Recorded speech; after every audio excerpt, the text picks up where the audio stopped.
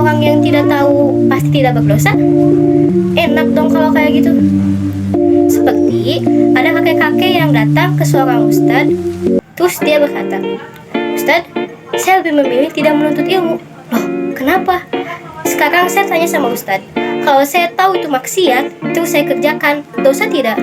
Dosa. Tetapi jika saya tidak tahu, dosa tidak? Tidak dosa. Maka dari itu, saya tidak mau menuntut ilmu. Kita katakan saja, orang yang tidak tahu itu ada dua. Yang pertama, orang yang tidak tahu dan orang yang tidak mau tahu. Orang yang tidak mau tahu, contohnya seperti kakek-kakek yang tadi. Dia tidak mau tahu, dia tidak mau menuntut ilmu. Nah, orang yang seperti itu tidak akan dimaafkan oleh Allah Subhanahu wa Ta'ala. Lalu, orang seperti apa yang Allah maafkan? Yaitu, yang pertama, dia orang yang menuntut ilmu, tetapi karena keterbatasan ilmunya, dia tidak tahu. Yang kedua, yaitu orang yang hidup di pedalaman sana, yang tidak ada sekolah, sulit untuk belajar, sulit untuk mencari ilmu, tidak ada ulama, dan juga tidak ada orang yang memberi peringatan kepada mereka. Yang kedua, orang yang berbuat salah karena dia lupa. Manusia itu adalah tempatnya salah dan lupa, atau al-insanu makanul khoto wa nisyan. Seperti yang dikatakan oleh Rasulullah SAW, "Kulu bani adama khoto'u khairul khoto'ina tawwabuna." Setiap manusia pasti pernah melakukan kesalahan, dan sebaik-baik orang yang melakukan kesalahan ialah mereka yang bertaubat. Hadis riwayat At-Tirmizi. Contoh dari kesalahan karena lupa, contohnya kita sedang saum di bulan Ramadan, tapi di tengah hari kita minum. Nah, itu salah, tetapi tidak dosa. Kenapa? Karena kita lupa. Yang ketiga, orang berbuat kesalahan karena terpaksa. Ikrah atau paksaan berarti membawa manusia ke hal-hal yang tidak ia inginkan.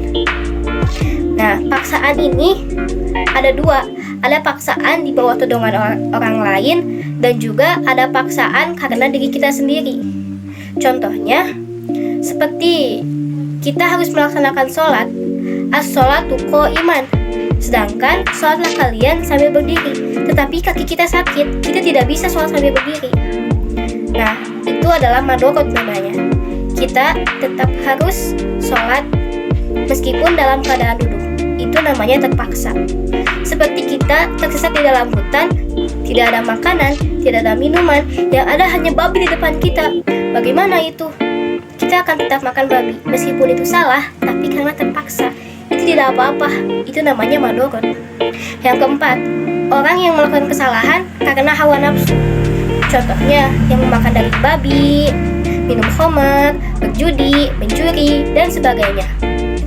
Nah, sekian presentasi dari saya.